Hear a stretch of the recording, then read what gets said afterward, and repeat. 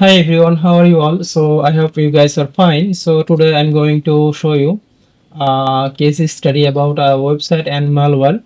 So this is the site and this site is affected with malware. So let me scan the site using the most popular Sitelock free website scan. Okay. So let's paste and scan. Okay. I have to remove the prefix, just the domain name. Scan now. So here you can see Sitelock is failed to detect the malware. You can see they declared that no malware detected. Okay.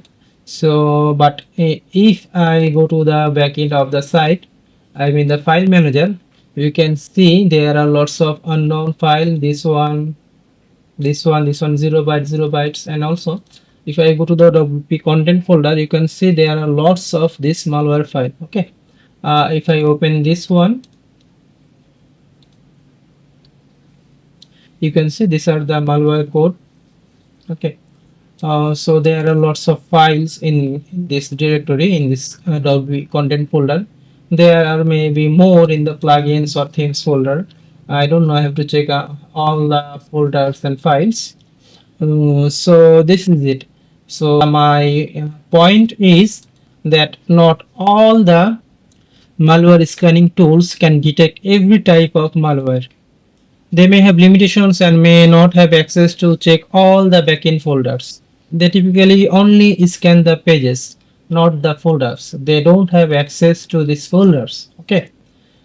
So guys, I have another thing to show you that this is the view of the client side. The website was look like this broken website.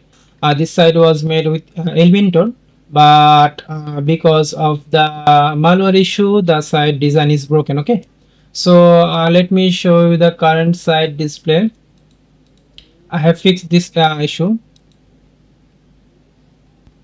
Here we can see this is the site design right now. Yeah, it's the same like it was before. Okay, so the thing is, you can see in this screenshot, I took this screenshot. Here you can see there are three more admin accounts rather than the main admin account. This is the main admin account which have 52 posts, you can see, but this user accounts doesn't have any post. Okay, so I'm damn sure these two accounts actually created by the hacker, and this can be the created this user account can be created by the owner. Okay, so I have to ask her about this account. I will ask her about all of these three accounts, but for now, what I did is I have changed their administrator role to subscriber. Here we can see I have changed the user role from administrator to subscriber. I have also changed the WordPress login password, the default admin password, so that the hacker don't have any access to the site. Another interesting thing is you can see in the plugins folder there are many plugins. You can see under the WP content plugins folder there are many plugins. Let's reload.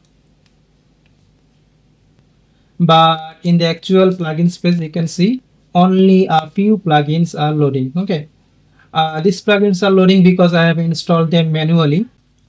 All the plugins should be loaded here that are available on the plugins folder.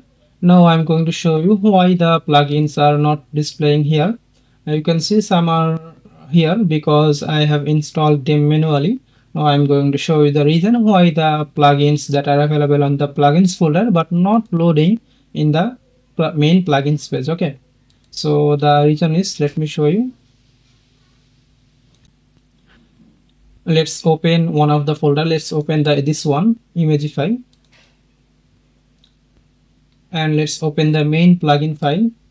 Let's edit. Here you can see all the malware code, script code is here. That's why the plugin is not displaying on the plugin space. Now to fix this, we have to remove all of this malware code, save changes. Now you can see that plugin will display here. Let's reload.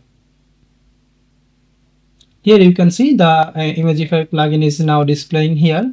That wasn't displaying before because of the malware code that we had before. Okay, because of this malware code, that plugin was not loading.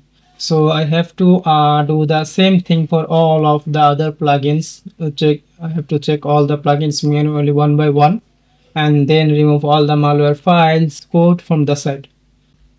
So if you guys need any kind of help like this malware removal, and we also provide web design development, bug fixing, WordPress migration, WordPress Elementor help, any services related to a WordPress and Elementor, WordPress support services, feel free to contact us through our websites from the contact page, and we'll be happy to help you.